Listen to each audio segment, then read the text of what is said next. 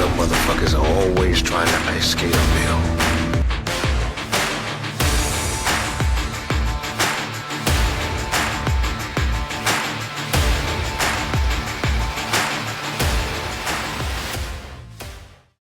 And welcome back to another episode of Common Sense and the Devil's Advocate. As always, I am here with my dear friend and co-host, Michael. Michael, hello, thanks for everybody. joining us from the cold north. Cheers. Cheers. So joining us tonight is another bourbon lover, a neighbor of mine, and a dear friend. Good evening and welcome, Alan. Mike, Alan, and I are sitting here cracking open a fresh bottle of cask strength Angel's Envy that I got delivered just a couple days ago, and I've been waiting for the right time to open it up. Ooh. It is quite delicious. So Alan joined us tonight because one, I enjoy his intellect, even though we do disagree on a handful of things. But he is also a veteran of the armed forces. Thank you for your service many, many, many, many, many years ago. Well, rub it in, Joe. But that experience will come in hand with what we're going to talk about tonight. So where we're going in tonight is I've been noticing things over the last, shall we say, 10 to 15 years with the overall mindset and culture of the young adults in today's society. And I think you guys will agree with me. If you go back to, let's say, that good old, as we like to call it, the latchkey generation, we were hustlers. We were always, delivering newspapers, mowing lawns. We were doing anything to find that extra buck to get the things that we wanted. Maybe it was just lack of funds in the parents' bank accounts, so we always went above and beyond to get what we needed for ourselves and help out. But I think that hustle mentality really stuck with that generation, and probably maybe right after ours, a few years. Because you'll notice a lot of the people that are in their mid-40s to early 50s these days are still hustling. I know a lot of people out there that have a side hustle, and part of it is just because that's the way their mindset is. It's not even, a lot of them don't need the money. They need the exposure to stimulus. It's 100% an outside stimulus. Their job may be, one way of a thing. It might be stressful, might be doing that. But a side hustle is something you're choosing to do. And, you may be doing that for that extra challenge, the extra money, the ability to learn something else. Call it what you want, but it's a burned-in mentality that I think was part of that generation. And as I noticed, some of that kind of start to fizzle away as I've gotten older and seen the younger children come up. Part of what I've also noticed is it seems to be a lot more where the expectation is, I don't want to call it the gimme generation, but they don't want to wait for anything. They don't want to work harder for it. It's kind of expected with a lot more stuff these days. And in the last, let's say 20 or so years in the culture. And some of that I've noticed has now started to take a little bit of hold, even in the politics and everyday life, to where everything is very polarized. It's my way or your way, and really nothing in between. And some of that has also, for some reason, come out with what seems to be a lot of disrespect for our country. And I don't know where that one's come from. But, a lot of people I know say America sucks, and this and that, and they've never even left the county or the state that they live in. But they're just assuming that, it's one big shithole out there because that's the view that they have, and they don't want to kind of go out and put more toward it. Now, I'm not going to go on too deep of a tirade here, but as I said, I've been noticing this, and I've traveled a lot around the world and done a lot. I've seen real poverty out there. I've seen people working their ass off to make 2 cents. And I like to believe where we live that we've won the lottery many times. We were lucky, especially the three of us here.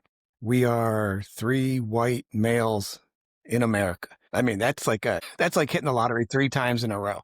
You could take one of those away and you're still better than, God forbid, 90 or 70% of the world, right? But a lot of people take all that for granted. And they also really, I think, take for granted the first one of those, just being born in America. And I see that sometimes as a mindset that I don't understand anymore. And the more I thought about it, I also started to think about that kind of hustle mentality and realize I don't know if they're quite as prepared as we were in the generations before us mentally. Because I think we were ready to get out of the house, go on our own. We'd go back for mom and dad if we ever needed anything. But there was no, I mean, did either one of you ever have that? I'm graduating high school or about to, oh my God, I have to make sure I'm staying home with mom and dad. Did you ever have that feeling in any manner? No. I moved out 4 days after I graduated. Actually, let me correct that because my mom will never see this. I went on a camping trip for my graduation and my mom redecorated my bedroom. That's fantastic. Truth comes out. So the push was there. Yeah. She said, you can stay on the couch until you find a place. That's a good mom right there. Hell yeah. Wow. So, okay, well, part of that actually will lead into where we're going because of potentially your background. And some of it I know, some of it I don't. So we're going to dig into that a little bit. But where I'm going with this and the discussion that I want to have tonight is part of me really believes, and I don't want to say forced because then people will start taking this down the path that it doesn't need to go that deep. But I think the idea of, at a minimum, a 1-year service of some sort in between high school and call it starting your real life. Okay. Most kids are 18 and I'm not saying it has to be military service. There's a lot of options out there. If it was something that, yes, I would believe it would be government run, but something to give you that, shall we say, ownership of the country that we live in, be it you're working, I don't know, on a construction job on a highway, or you're in the military, or it's it's some sort of a volunteer, it's similar to like the American Legion. I don't know. I think you know what I'm getting at, right? The idea of some sort of a service that connects you to the country a little bit more to give you that ownership of America. Yeah, a compulsory service. They call it in, I think, Israel and a few other countries that run a program like that. Yeah, and I wouldn't think it would need to go out as far as like, I know friends that are from Turkey, and if they don't do their, 18 months, they lose their inheritance and, they can lose their rights to everything. There's obviously situational points for everything. But again, I want to break down what would be the benefits, the pros and cons, because all of us have children that are in the next handful of years going to be ready to leave the nest, or we hope they're going to be ready to leave the nest, right? And you wonder. I know I left. I went to college. My kids will leave the nest because I'm a good dad. I actually believe that. Definitely your daughter. But I know, like, I went off to college, and the first semester, I'm glad that I didn't fail out, but I went wild. I drank. I did all that partying. But I did have enough in the back of my mind to make sure that I kept my grades up and got my act in gear and then continued on the right path. Mike, you did not do the college path. You went the work path. Nope. Yep. But even going that route again, if you were doing that tomorrow, and just growing up, do you think you would be looking at the work path as in, I'm staying in mommy and daddy's house while I go work and make money to spend on video games and shit like that? No way. So the work path was always a goal to independence. Just like getting your driver's license was at our age. It was get a job so I could support myself and get that little bit of freedom, which we all remember. Once we were out, we were all like, whoa, this is pretty cool. Yeah, but have you noticed the number of kids that don't even want to get their driver licenses anymore? Yep. Which I have to add a little caveat there. The way company included right here, I'm blaming myself. How we parent is a lot different than our parents. So a lot of the blame of our kids failing to launch a little bit here and there can be directly put right back on us, which sucks to say. But yeah, I can just see it just because my wife and I have two different ways of being parents, and I'm the talker, she's the disciplinary yeller, and it's like we meld well, but yeah, there's been some language lost. I'm the let the kid burn his hand on the stove. She's the let's block off the stove so the kid doesn't burn his hand. So yeah. That's normal and healthy. I'm getting little glimmers of hope. Our boys, Joe's son and mine, hang out a lot together, and they go to Publix. They're riding about a mile away from the house, but anywhere to get out of our sight, which I'm like, that's healthy. Yes, it is. And I found out that they actually went into the dentist office that's over there, and they have a little refrigerator for customers for water, and they help themselves to some water, and they're just kind of having little adventures. And I'm like, you know what? That's awesome. That's awesome. They're having an experience that nobody since the, late 80s, early 90s has had, but they're able to have it just because Joe and I put them in a zip code where that's still possible. So we have a little bit of a time warp bubble here. Yeah, and it's a great thing. It really is. And it's nice to see that. I was afraid I wouldn't have had that a number of years ago. One, where I used to live, that wouldn't have been possible.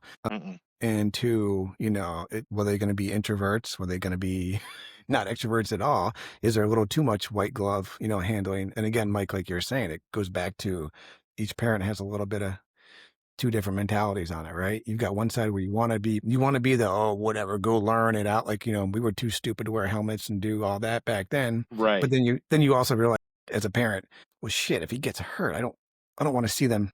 I actually don't want to see the dumb things that we knew would have happened when we were children, so it's a weird dynamic to look at that. Mm-hmm. Yeah. I think so, like you open it up with a little bit of the generational trauma that we're all experiencing. And, when you were talking about that, I was thinking about, like, for the first half of my career, I kept on thinking, I can't wait till I'm in charge because 50-year-old white guys run everything. And I was like, at least eventually I'll be a 50-year-old white guy. And now I'm getting to be a 50-year-old white guy, and the boomers held on to their jobs and they're passing them down to the millennials, and they skipped over Generation X. I'm just fucked. Like, I'm just fucked. The 50-year-old white guys, like, I never got to be a 50-year-old white guy. So that's an interesting thing. And I think that kind of cascades through with that achievement mentality. Like, we were all Gen X with achievement mentality. Like, I got to achieve something. And the millennials coming up, and my wife is a cusp millennial because I married up. And she says it's all about experiences, not achievement. It's not like we always like, I had like these indexes of achievement. My grandfather was like a maintenance guy at an apartment complex, and he had this key ring that was like that big. And I was like, when I have 12 keys on my key ring, I will be an adult. And now you have like one key fob, and you just throw it in the center thing. But that was my achievement orientation. And then I had other things that I was always like, that's achievement. That's what it means to have achieved. And now it's just like, no, I want to be able to go on vacation. So I'll leave with my mom and I'll go to Coachella and take pictures of myself and post selfies. That's a great wrap up, actually. I like the way you put all that together, and I agree wholeheartedly with all of it. Especially you did marry up, vastly up. I'm not going to tease here too much. I mean, but yeah, he married up like the top of the Empire State Building, and he's, in the parking garage on a good day. Not that I can say that I didn't do the same thing. So let's talk about this though. Moving into that mentality that you're talking about, and getting our kids and even the next generation, because as we look at, right, what we're seeing coming up with AI, robotics, more and more automation, that hustle mentality, right, is actually potentially going to get even less and less and less. And you're going to have really two mindsets. And I think we're at that age where we're still young enough and we've been in the mix enough that we want to look at these new pieces of technology and say, how can we make them a weapon for ourselves? We use them for work. We use them for things we do outside of work. We see how can we use it as another arrow in our quiver, right? Whereas I know a lot of kids nowadays are like, AI bad, no good. Or I love it. It's one or the other, instead of using it, making sure you use it as another tool set to enhance what you want to be able to do.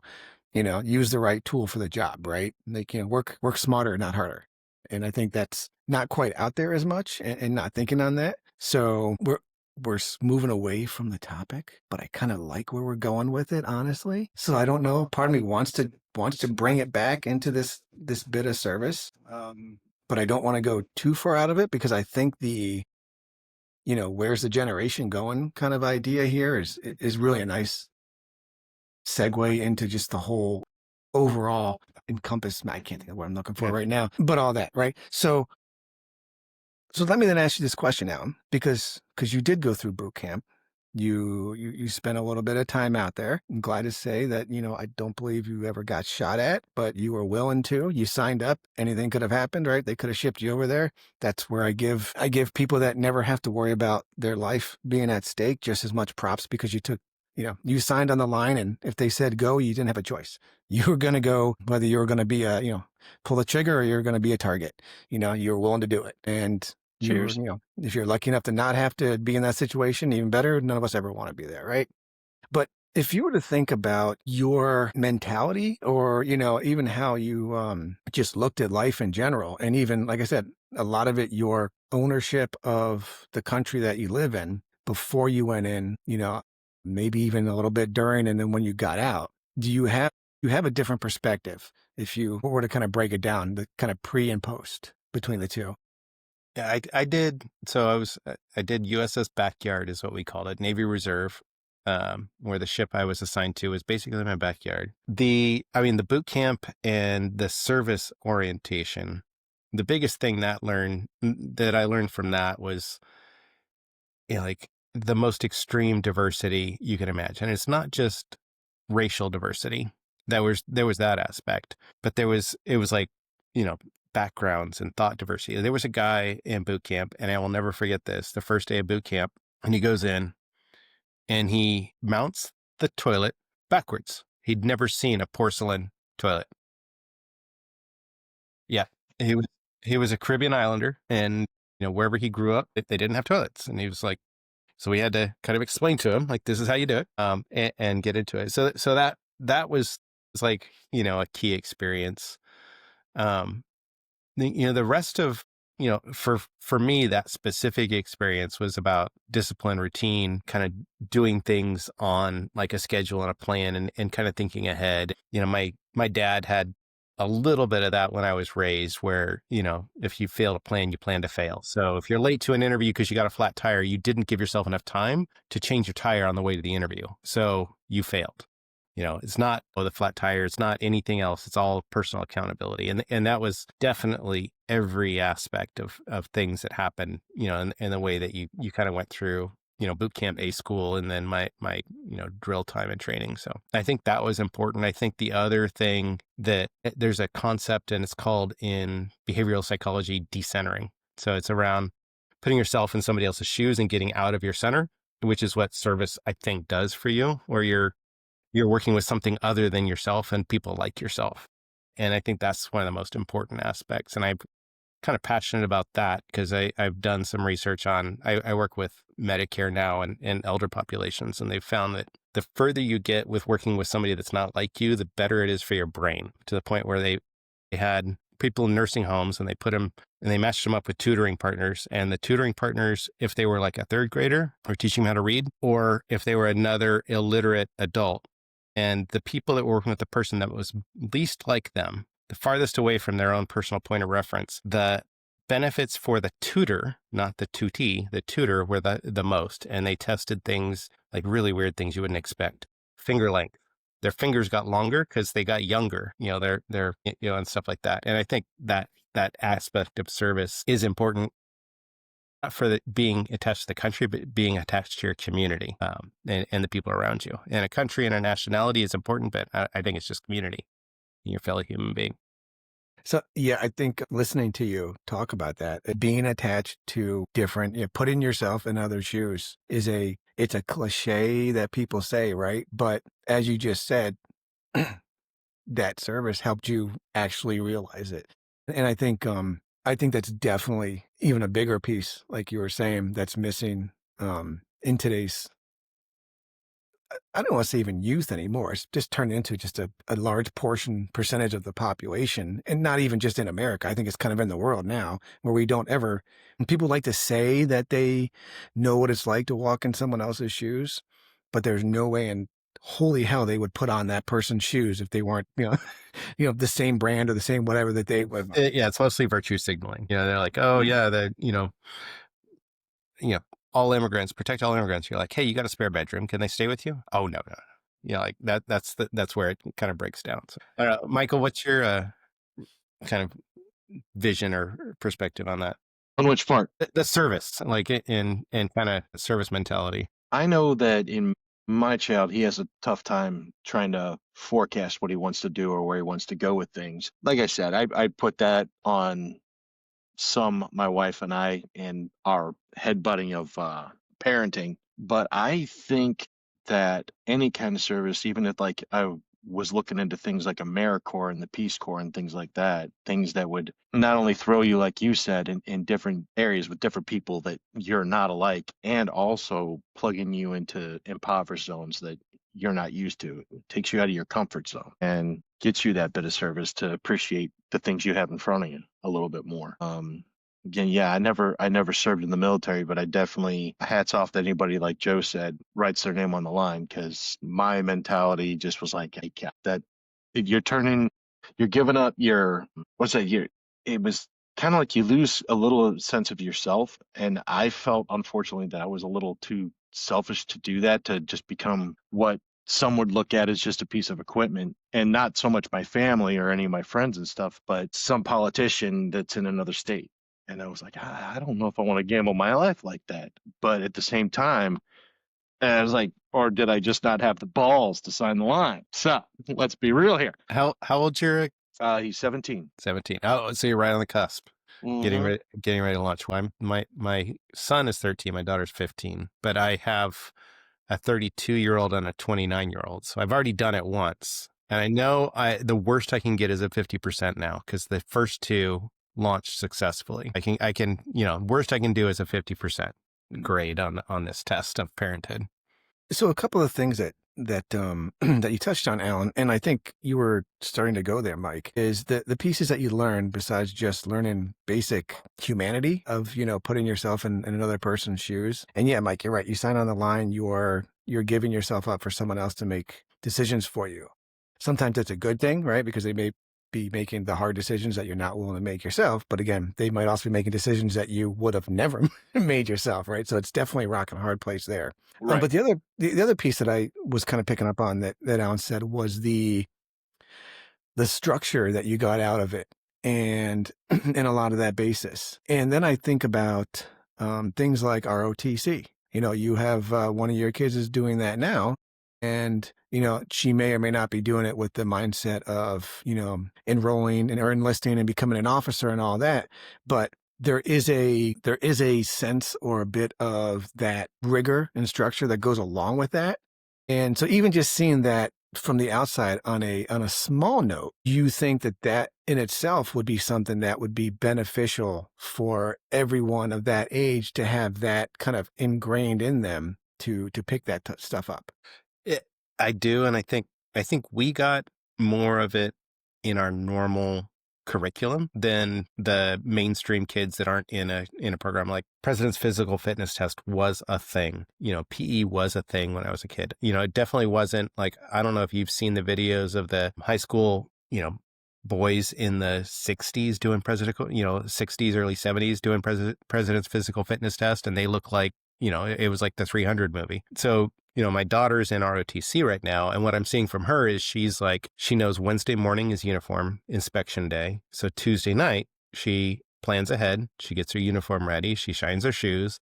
She, thinks about what her hair has to look like, because it has to be uniform, which means it's all kind of pressed down and in a ponytail and put back. And just that having to be mindful of and it's just mindfulness. It's like, it's not, I'm going to get up and put on some slides and some sweats and scooter to school. I'm going to, I've got to get up early, and I'm going to be thoughtful about what I'm wearing and all of that stuff. So I think that's really important. We have lowered the expectation for kids in a lot of ways, which is interesting, because their capability of delivering, on things, like my kids can do things I couldn't do. Yeah.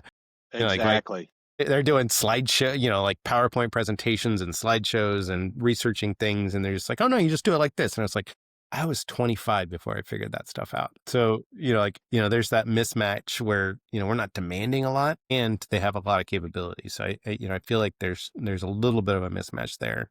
I don't know how much of that is, again, wanting to make sure you're not leaving some kids behind that couldn't achieve and perform at that level. So who knows? Yeah, as part of it societal, and some of it just kind of, like you're saying, not leaving anyone behind. I mean, I always look at you see the a lot of the stories I hear now, and it more makes me wonder, are the kids nowadays prepared for what's coming? I know I've had this conversation with at least one of you two recently. And I'm not going to go into any story, even though I'm pretty sure my wife won't listen to this podcast anyway. But it comes down to one of those things where there was something going on, and my daughter wanted tickets to a movie. She was actually going to go with your daughter, Alan, and the movie was coming out on a Thursday, and she was adamant that I gotta see it the day it comes out. I know everything about this. I love it. Make sure you buy me tickets first thing in the morning this day it comes out. Or I'm sorry, not even the day it comes out, the day the tickets go on sale. That day comes, the child reaches out to me from school. Things we never had the option to do, right? You get the text, like, why are you on your phone? I'm in study hall. Right. Did you buy tickets? Well, I checked. Tickets didn't go on sale yet. They go on sale at X, 10 a.m. I will watch them. I said I would. And I went to buy these tickets, and something came up that day, and there was a reasoning. And for the life of me, I don't know why, but either the seats were terrible or your daughter wasn't going to be available the day that they wanted to see the movie particularly. So I bought tickets for that Sunday's showing. Okay. And they had they were the perfect back center row, everything, great tickets that you wanted. And they came home, and I'm like, listen, I got you your tickets. It's actually for Sunday. Here's the reason why. They're great seats. You get to see the movie. You know the storyline. So it's not like there's any spoilers. It wasn't like, when Endgame was coming out and no one was going to know Tony Stark was going to die, right? No one's going to ruin anything for you because you know the whole storyline. Well, fast forward to a day or two before the movie's, about to go out. And yeah, Mike's already laughing because he knows where this story's going. But daughter complains again about having to wait to see the movie. I stick to my guns. Then she opens up, an app and says, look, there's seats available at the close movie theater on Thursday at X time. And I'm like, well, I have plans, and there was a reason I did it, and I'm sorry. Mom, can you cancel the tickets and buy these ones and take us on this day instead? Mom kowtows and buys you their tickets. And all I do is look at myself. I drop my head down, and I think, these children, it's not that I didn't want them to see this movie the day it came out. I understand the excitement. I'd like to be able to give them that ability. But with so many options and so many times out there, they never feel the failure. The failure, or the like, oh, that's really special. Like, well, yes, or just there's going to be times in your life, we've all seen it thousands of times now, you do everything you can to make X happen, and it doesn't happen. It might crush you, but you move on and you find the way to get to the next thing, or how you get to X in another way or another manner, be it at work, be it in your life, be it, Alan, like you were saying, you're on your way to a job interview. Well, if you weren't prepared for that flat tire, you knew how to change a flat tire, you did whatever. Well, if you've never had any of that backing, or you don't have the mental capacity, I don't want to say it that way, but literally, sometimes it's nowadays the mental capacity to grasp what it would mean to change a tire. The thought process is, oh, I will call roadside assistance and somebody will come save me. Our kids do have to learn disappointment in some things so they know what it feels like and how to move on from it. Disappointment doesn't mean ending. That's what, the teaching here, right, is this is what happened. This is the cause and effect of it, and the effect is A just happens later. It's not like death where when that happens, it's done and over with. You can move on from things that disappoint you. And when I see that and hear that over and over, it makes me wonder, how do we reinstill that into the younger generations and the next generations to come, right? Because if we don't instill it, our kids sure as shit aren't going to do it down the line. It's just going to, as eventually no one is going to be able to wipe their own ass because someone's always done it for them. Not just from birth, but from birth until they're teenagers. They'll be, we're going to have professional ass wipers in high schools because nobody ever has to worry about it. Okay, we all get bidets, I guess, and nice air blowers. We don't have to worry about it. Great. But there is still, do you see what I'm talking about? And wondering, that's why I'm like, what is the answer for that?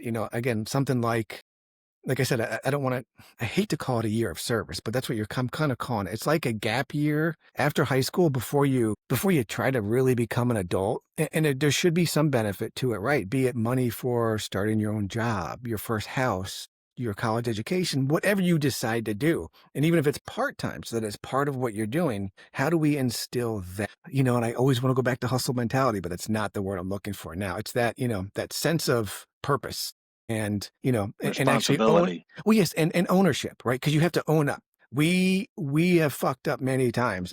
I know I do daily on something, but you can hide from it, or at least 80% of the time, raise your hand and be like, all right, this is where I screwed up and here's how I fixed it. And this is what I also did to make sure this doesn't happen again and that other people know not to do what I did. And I don't see that. And again, I'm not saying I don't see it anywhere, but I don't see it. It used to be, I believe, the norm when we were growing up. And now it's kind of those kids that are the ones that want to excel are the ones that have that mentality, and the rest are just following the pack.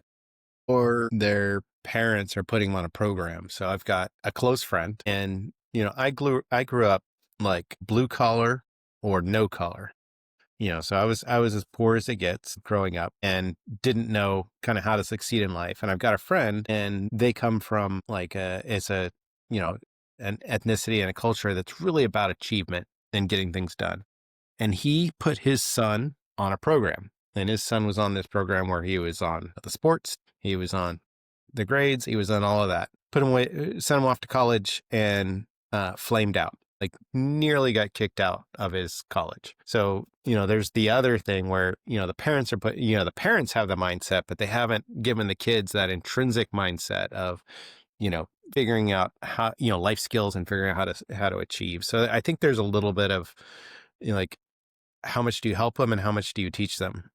That we've got to figure out. And, Michael's probably feeling this most, because he's got a few more months where he has any influence at all before, the gets to nuclear option and you say, hey, my roof, my house, my roof. So right now with our son, it started about 6 months ago. He had turned 16, old enough to work at pretty much any local job he wanted to, except like the state liquor store. And I think he he could opted. pass to work at the liquor store. He lives I local.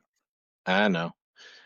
But the idea was he came down and he had the shared mentality of trying to get something that he wanted that was excessively expensive. We're talking close to $1,000 expensive. And I remember talking to him about getting a job at the beginning of the summer, and he just kind of went, ugh, gross, job, gross. And I was like, all right.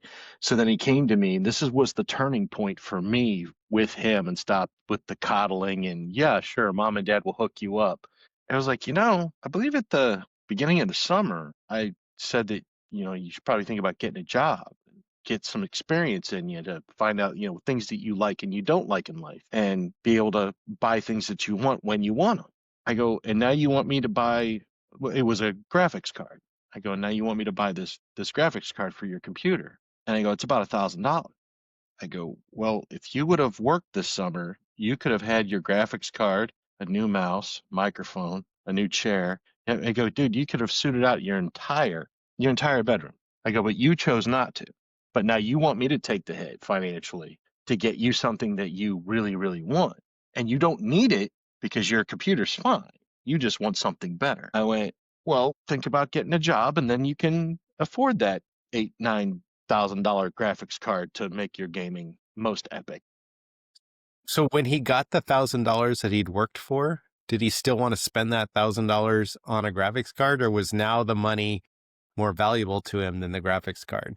That never happened. He looked away in disappointment and walked in the other room.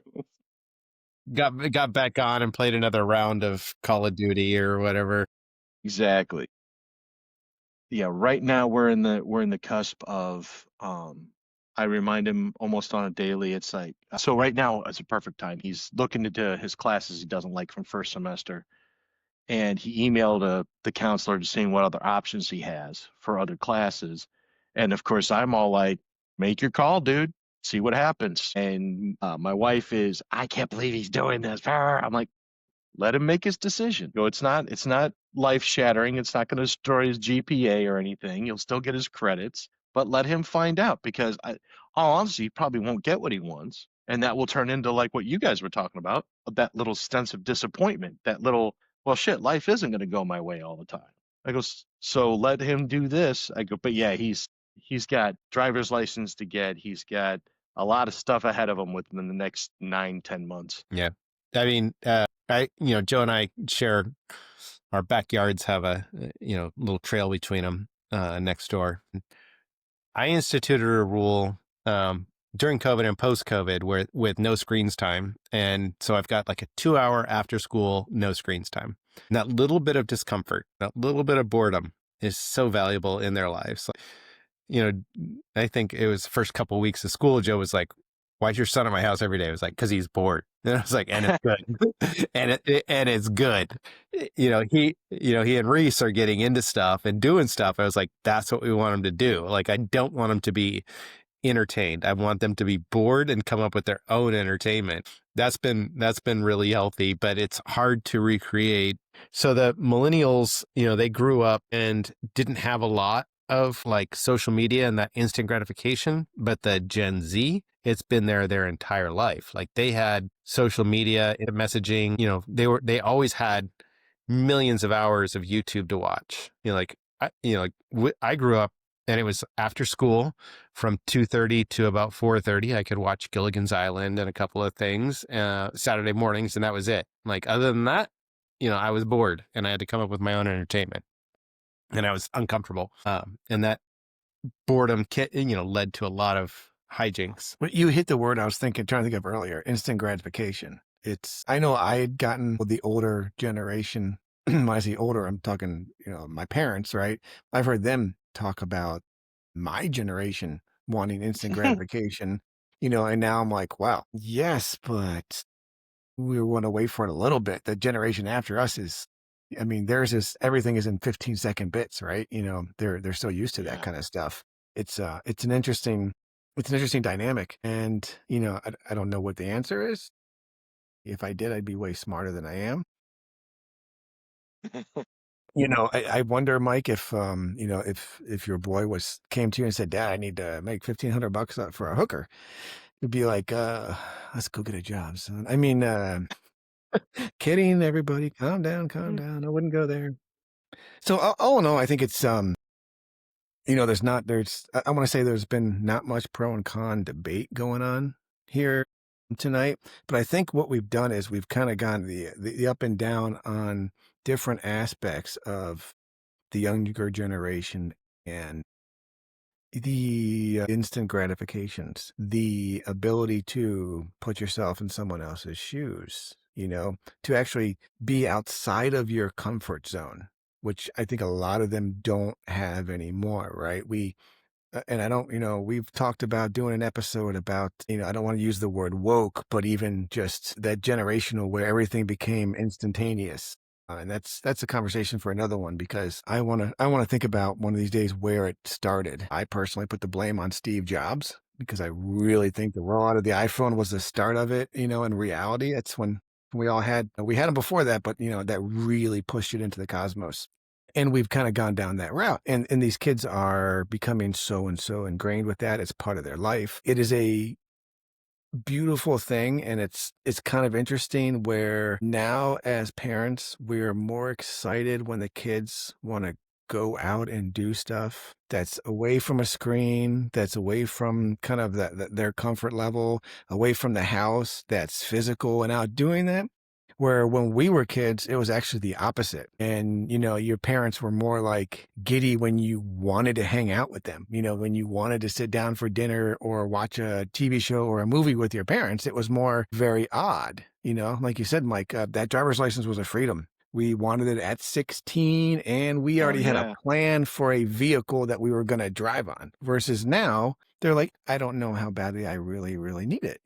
I do have an idea for a service thing to titillate on. If there were to be an idea or a trial run of maybe making high school, once you hit the 12th grade, there's still that 13th grade. And that whole school season year would be spent in service of like the Peace Corps or AmeriCorps or something that helped you get like a scholarship towards a trade school or a college or something like Actually that. prepared for But at the life. same, yeah, but gave you a path to like Alan said, work with others, find different scopes of life to look down and grab onto it. But yeah, that would be a huge legislative thing. But Let me until then, we just got to take it like Let me, parents and I got to find this quote. I've got my favorite Socrates quote. While you're looking that up, Alan, let me take you one step further, Michael. 4 years of high school. How much of those classes do you think is bullshit anyway? over half. Do we really need to even extend it into a 13th grade? Why No. can't the 12th grade really be where is nothing but true life skills? I mean, kids still I don't know how to agree. balance a checkbook. They don't know how to put themselves in these situations. So if you kind of encase all of that into your 12th grade is let's say for comparison purposes, the Hunger Games. This is Mhm. your calling where you kind of go out and you have to, I don't want to say survive, right? But this is your last year as a child, because most kids at that age are making the turn into 18 years old. When we want to, by age, we consider them adults. If you look in the Yeah. psychology of it, no one's brain is ready until they're in their mid 20s. So we're not ready to be adults by 18 by any means. But again, there's no reason that you still need to learn basic math and history in 12th grade. You should be learning true life skills that you're going to take with wherever you actually want to go, because it might actually guide you more in that direction. Again, the accounting, the basics of, I mean, even the computer stuff is kind of out there on that, but basic auto mechanics, everyone should know how to change a fucking tire. Or the They can, yeah, they can have like their senior year that should have 2 semesters of adulting, which includes changing your tires, scheduling your oil change, and things like that. So I found my Socrates quote. The children now love luxury. They have bad manners, contempt for authority. They show disrespect for elders, and they love chatter in place of exercise. They no longer rise when their elders enter the room. They contradict their parents, and they turn as their teachers. So all of this is brand new. This is all since 1998. Socrates was talking about it, forever ago. Yeah, I think, Joe's point about like that the adulting class replacing some of the stuff they do in senior year, that would be huge. And it could be an intensive. It could be just, like 4 weeks. You could get through so much. Yeah, I had a chance at the end of our cul-de-sac. There were 3 cars parked, 4 young men trying to figure out. One of the guys had hit the curb in our neighborhood because, I don't know, he's texting and driving something. Had a flat tire, tore out the sidewall. None of them could figure out how to get the spare out of the trunk because it had the little, like the butterfly, like the spare out of the trunk. And I was in, my high school that I went to, the auto shop building is torn down and they put a theater in.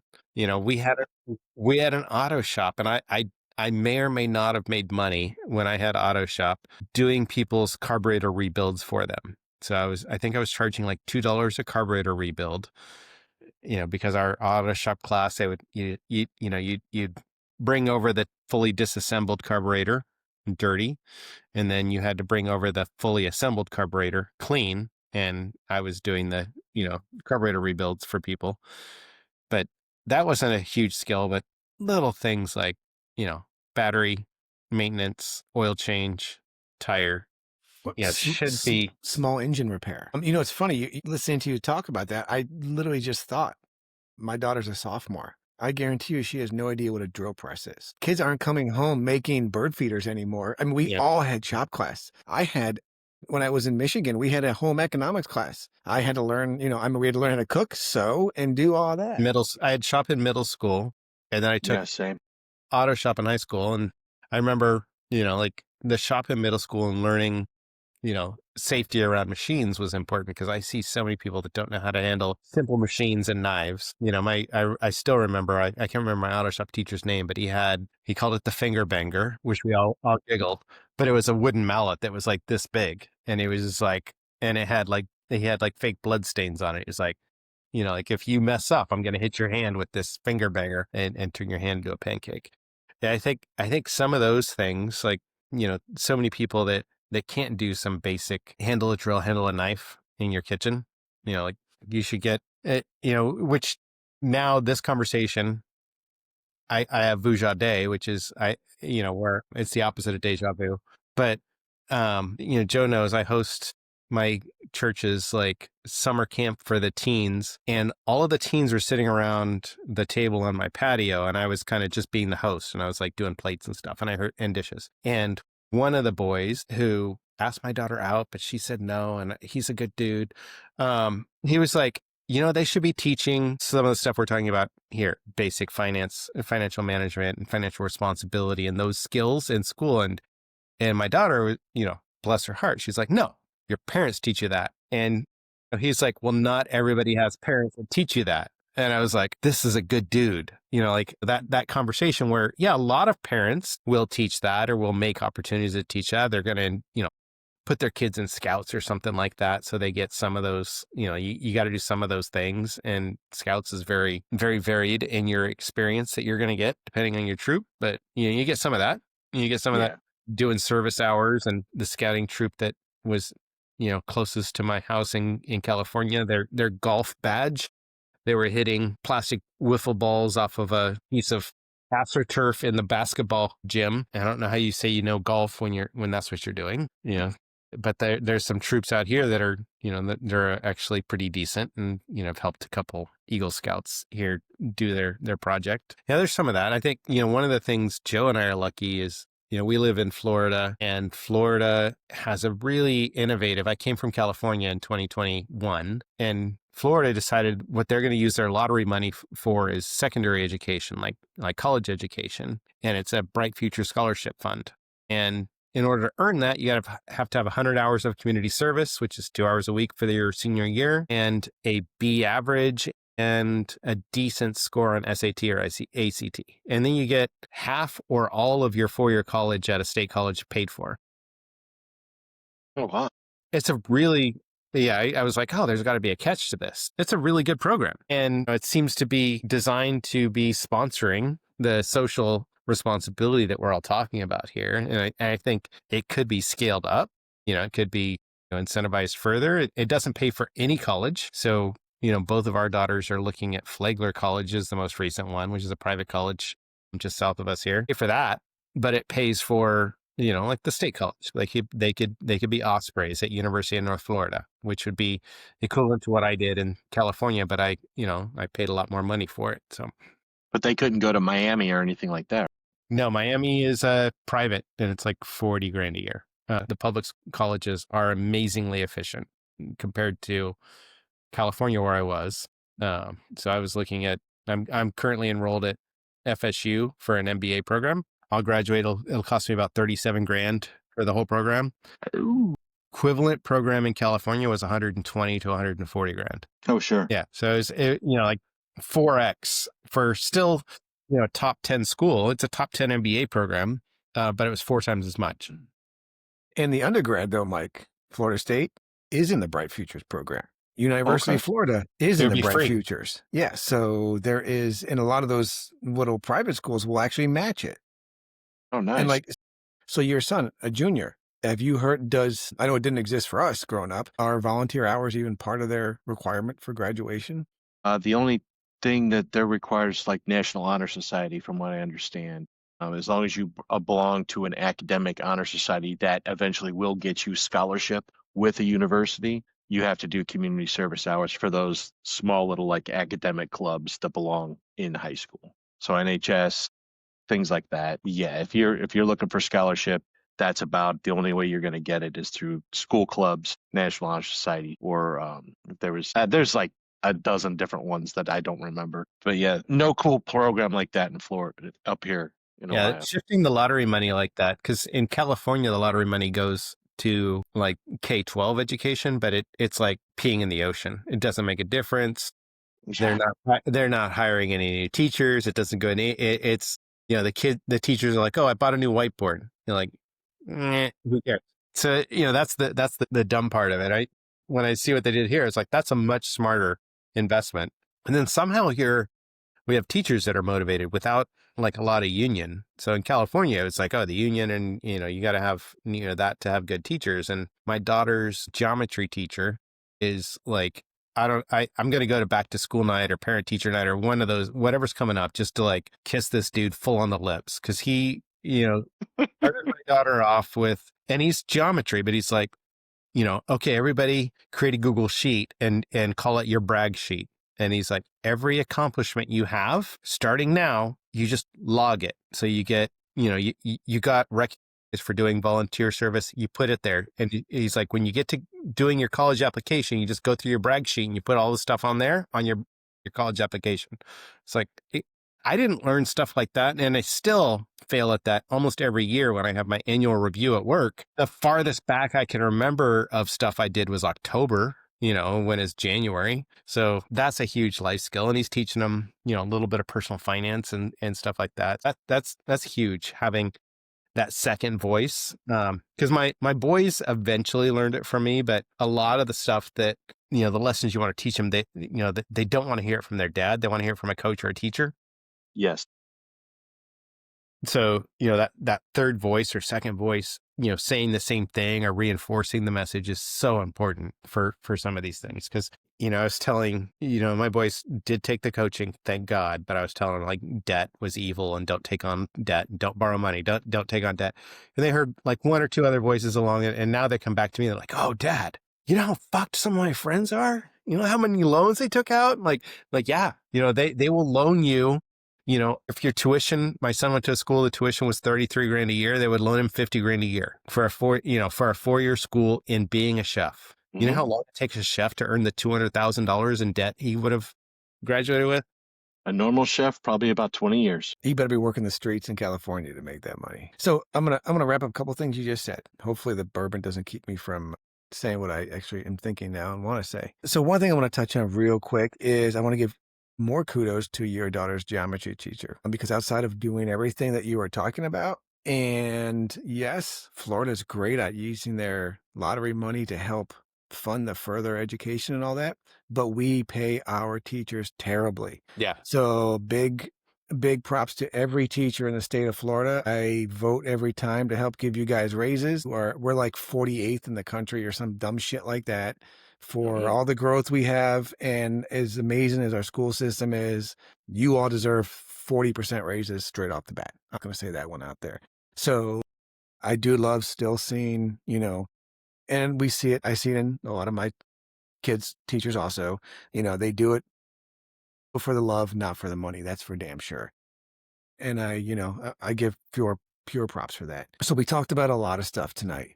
How do we get our kids to learn to have more ownership? How do we get the next generation and the one after that to learn the life skills that don't come standard anymore like they used to? A lot of it used to be forced on us just because either one, both parents were working and you'd get home by yourself. It was never batted an eye if you rode your bike 2 or 3 miles to school, right? Nowadays you'd get, someone would call social services on you, especially if you weren't wearing a helmet, or if there's no one at home to answer that door when you get home, we either carried a key or we knew where one was hidden. Nowadays, even though every keypad can be unlocked at every house or a parent can unlock it from 1,000 miles away, you still got to worry about who knows your kid's home alone at 15 years old, right? So it's an interesting dynamic. A lot of things have changed. We don't have any answers for it here, and it really comes down to a lot of stuff we've discussed, right? Should some of that be taught at home? Should some of it be taught in the school? It's probably a mix of both. I think we've kind of all, kind of settled in on, Agreed. Just like you said, Alan, the one kid that just said some parents don't teach that or don't have the ability to teach that.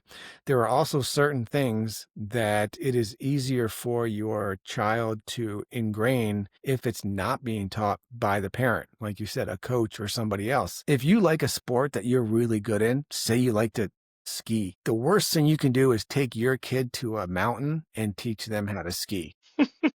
Because they're not going to learn the way you learned, or they're not going to know the things that you know, and you're going to get more frustrated, with certain things that they don't pick up. That's why kids get tutors, right? Just because you can do a math equation doesn't mean your child's going to be able to do it the same way as you. There is a benefit to that third party to teach your kids certain things. Now, with that being said, if we go back to the most basic example of changing a tire, there's also something to be said about teaching your kids some of those very basic life skills yourself. I want my children to be able to be a solid marksman. I don't want somebody else to teach them how to, fire a 22 or hold a 9mm or, to clean a gun, to use a gun. That's something that I would want to teach my children, not a stranger. But differential calculus, I forgot that shit 20 years ago. I'm going to need a tutor to help my child with that. And like you said, Mike, compounding interest. It's a very powerful thing. I wish I was taught about it when I was a kid, but Hell yeah. should I be the one explaining it to them, or should it be a mathematician that knows how to talk to kids and show them how they can take $1,000 and turn it into $1 million when they're, 35 years old, right? It's a lot of powerful things. And the real key is trying to find that perfect mix of what we need to do and what God forbid I say the system, right? But the rest of society needs to, to kind of own up a little bit for that. Own up isn't the right word, but it's where they kind of get that teaching, right? Outside of us. If we went with a system where the society, the system was supporting things we agree are a universal good, there wouldn't be the controversy. Like, I don't know who's going to protest against, I don't want my kids to learn how to change a tire because, oil is bad. That's not going to be there. So I think, if we get into the liberals and conservatives can both go, like, a little bit of self-reliance is good. Oh yeah. You're not going to have that conflict. And maybe, like the anti-capitalist might not like, you talking about compound interest, but they can at least go with putting together a budget and paying rent and understanding, some basics about, paying your bills. So I think we could find some common ground there where nobody could argue, that's not the place for school to be. I think 1,000%. It's, as you were saying that, two things popped in my mind, right? One, there's what are the basic things you need to know when you move out of your own house, right? You talk to people, they're like, whether it's rent or a mortgage, they don't take into account that there's such thing as electricity, plumbing, internet, car insurance, renter's insurance, homeowner's insurance, the kind of the basic necessities that just go along with that. And that's a lot of the stuff that we teach our children because we're trying to prep them for the boot out the door. And I think the other one, the kind of societal ones that no one should be able to argue, like you were saying, Alan, on all sides of every aisle is, and I think the best way to put it is, if I unplug the world right now, if we took away the internet, if we took away, I don't want to say all electricity, but let's just say you unplug the world and you had to do things for yourself again, like we did, 100 or so years ago, what skills should everybody know in case that day were to happen, right? If there was an attack on our grid and it really happened and it all went away, we have to find a way to, how many kids do you know could plant an onion or would think about not watering it with Gatorade like an Idiocracy? For the love of shit. I mean, it seems like it's some of the most basic things, right? Electrolytes are good. Yeah, but it seems like it's some of the most simplistic things out there, but we're just assuming that everybody knows these basic things and we don't. So how do we get back, hopefully, in society to know what it is to handle yourself in any situation, be it lost in the woods when you're hiking or nuclear apocalypse and you're one of the few that are left, and you got to make sure you have some sort of job that you can do. If you look at all the movies, right? Everybody's got their place. A world fantasy where it's him and some Victoria's Secret model have to, like save the human race, and he's just gonna. That'd be the only way that would happen, And they would go find somebody else anyway. It's my luck. And then right? they'd find out like 3 years later that Joe had a vasectomy and all of that trying to repopulate the world was just a. Exactly, Mike. I'd be like looking for the one doctor. I need this shit reversed because I'm lonely. But I think, we all get what we're talking about, right? Those are the basic human necessities that we all need to be able to do at some point in time. And, I think the takeaway from this is, if you're a parent, try to spend a little bit of time with your kids doing things that maybe you aren't always comfortable doing yourself. If you don't know how to change a tire out there, it's time to go learn and do it with your kid because they're going to need to know how to change that tire. If you need an app to balance your checkbook, I'll tell you a little story. It's addition and subtraction. It's pretty fucking simple. Just write it down.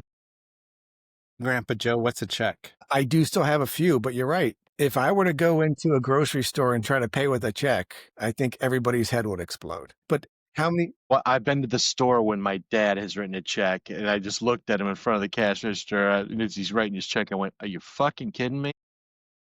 But have you not been to, I've been somewhere and tried to like say return something and they went to give me the money back. We had something recently. I had to return. It was like a rotten pack of meat.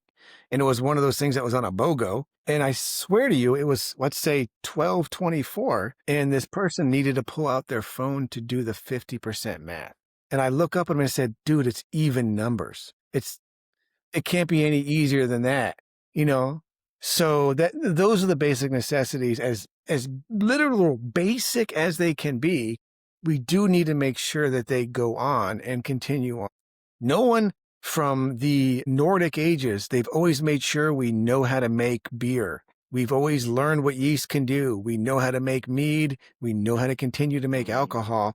So we need to continue to make sure that all the younger generations know how to do the basic things that we need to survive. I'm not worried about fermentation going away, but I do want to make sure that, you know, when my auto-driven car has a tire change, the one thing your Tesla can't do is change its own tire. Now, they got robots that can almost change their own batteries. So at some point, they're all going to be run on no flats that are actually smooth, and we won't have to worry about that kind of shit. But there's still going to need to be some interaction where we have to manually do something. So that's a story I'll kick back to. I was in high school and mowing the lawnmower dies. One of the greatest gifts my dad gave me was he looked at me, cracked up his Genesee cream ale, and said, "Well, go to the library, get a book, fix it."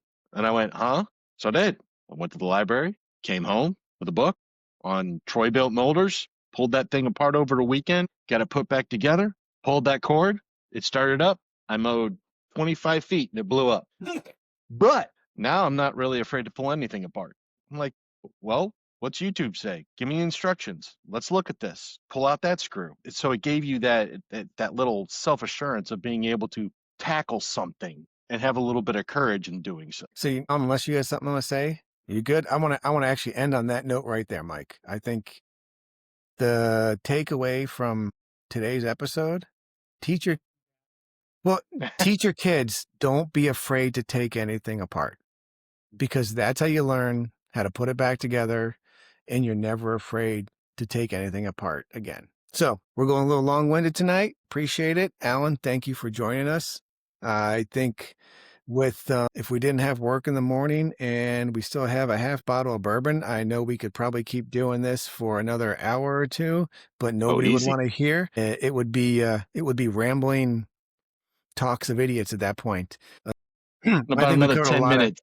Exactly. We covered a lot of good stuff. And again, I want to just say with the final takeaway, do not be afraid to teach your children to take things apart. There's nothing to be afraid of. Learn from it, grow from it, move on from it. All right. Thank you, everybody. Have a good night. And we'll catch you all next week on the flip side. Alan, thank you very much for joining us tonight. We appreciate it. Good night.